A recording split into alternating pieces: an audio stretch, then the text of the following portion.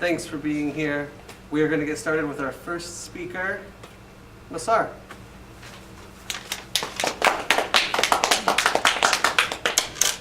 Benjamin Barber, an eminent sociologist, once said, "I don't divide the world into the weak or strong, nor the successes and failures. I divide the world into learners and non-learners." Well, this quote is connected to babies. How, you might say? How is this quote even closely related to babies? Well, you're just looking straight through it. You see, babies have a difficult life. They cry because they can't speak. They try to walk only to fall again. And they try and try until they get there. It would seem that as that baby would grow up, he or she enters the fixed mindset. Many people that have a fixed mindset are afraid of not being smart, afraid of raising their hands in class. And today, a lot of people get shy and regret their past mistakes. I too, as I grew up, lost my growth mindset. But I started researching on how to get out of a fixed mindset and enter a growth mindset, and I found a list online, but I did none of the things that it said because it just didn't feel right to me.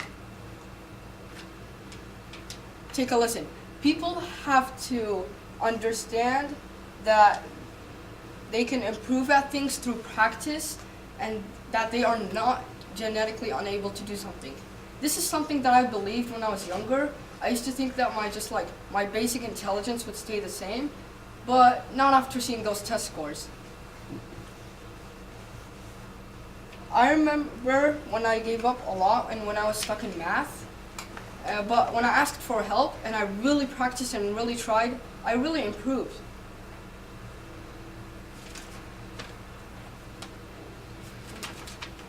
So this got me to here. The fixed mindset isn't really a mindset anymore. It's a belief. It's just what he or she does and people just follow it because it doesn't feel normal to step out, to get out of your comfort zone and try something new.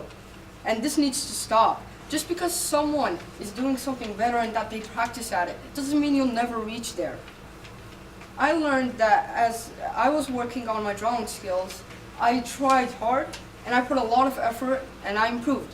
Doesn't mean I'm going to be the next biggest artist, but I did improve. So effort leads to mastery, and there's no such a thing as best. Criticism. What about criticism? Well, people should not ignore criticism or negative useful feedback. This happens to me a lot when I used to get criticism. I just used to think that people were just pointing out my flaws or making fun of me. But I learned that that's what makes you better. Companies do this all the time to get better. They take surveys of people's feedback and then they try to improve. So with that being said, we as a society shouldn't give up easily, nor regret our past mistakes. We should try to stand out.